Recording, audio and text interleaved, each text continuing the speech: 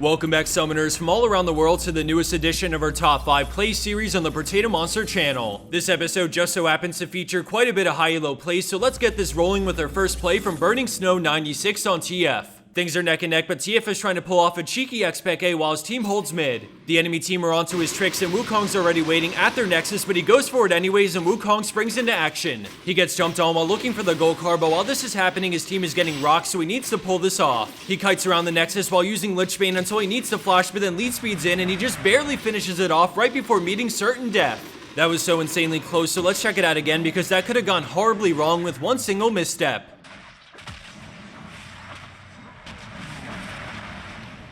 Coming in at our number 4 spot, we have a Barcode Challenger player stomping the enemy team on Draven while having only 3 kills and 2 deaths. We see the enemy Lee Sin coming for a flank because they're pretty pushed up and Thresh gets the fight started, so Draven backs up. Lee Sin moves in for a kick, but a beautiful E from Draven denies them from bursting him as he turns with his ult on Thresh for a quick kill before flashing away from the culling. He kites back while attacking Lee Sin, getting the double as they both turn for Lucian, but Diana is flanking from the river to try and clean up. He has no choice but to press forward, and now Irelia is also teleporting in, so he continues on and manages to pop Lucian with a huge auto. They want this shutdown goal from Draven, so he keeps good spacing, and then out of nowhere Diana flashes for it, but a quick reaction gets him the quad. Irelia goes for the kill, but he shuts down her attempt at his life for the pentakill and ace for the team.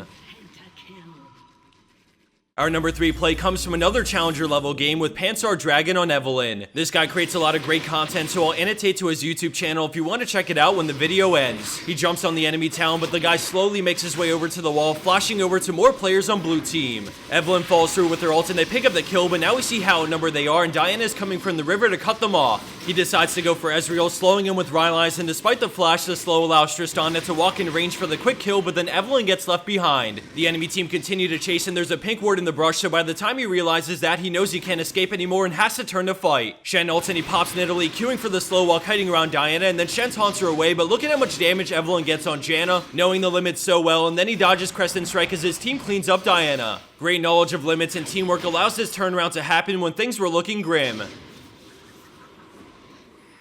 Landing in at second place, we have I'm Not Creative on Orianna with a last-ditch effort to win the game. Blue team's Blitzcrank disconnected a while back, so they've been trying their hardest to 4v5 with strong team fighting. They move in to siege the tier 3 mid, but the enemy Jax ends up coming in from the side with a flash engage, forcing the Zhonya's. Her team gets womboed, but then a massive 5-man shockwave goes off into Sion and Riven ults to turn the team fight convincingly in blue team's favor. With a 5-for-1, they're able to take the inhib, and what a beautiful counter engage that was, somehow turning this basically into 3v5 because Jinx was caught out at the start. Thanks to the Zhonya's from Orianna, she's able to reverse wombo them, even being a man down.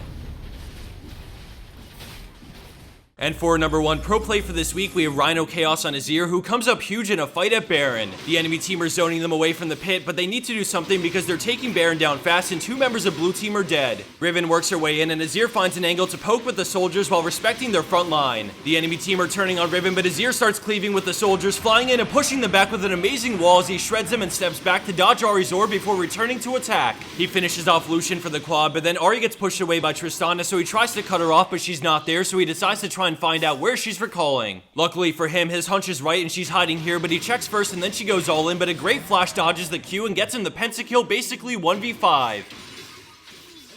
And for a bonus clip of the week, we have TPC Gragas on Thresh, who decides to take a wild ride with the enemy Sion, who submitted the play. As this plays out, I wanted to remind everyone that we have some sick new t-shirts and hoodies available in the description below, so go check it out. I also wanted to give a shout out to our sponsor Skillcap.com for all the support they give our channel. They have some really big things in the works that I can't talk too much about yet, but for those who've never heard of the site, they're basically your all-in-one service to learn anything about League you want to improve on. All their guides are made by high-elo players at the top of the ladder, and it's heavily influenced by research, so it's always on point with how and what they teach. An example would be their methodical ways of teaching specific mechanics through practice regiments. They slowly layer one thing after another, ensuring you learn the basics before moving on to the advanced, and anyone can do this because of the way it's taught. It's super noob friendly and it's easy to understand, so rather than trying to digest a wall of text like in most guides out there, you go one step at a time, and this is where the research they did on their own website really shines through. They pay so much attention to their users that the way they teach is unlike any other site I've used, so if you're stuck at a certain elo or are looking to break a plateau in your play, I'd highly recommend giving it a shot for even just a month to see what the site has to offer you. Thanks for watching everyone, and good luck out there in the Rift, especially you folks out there on the West Coast. Rip Elo.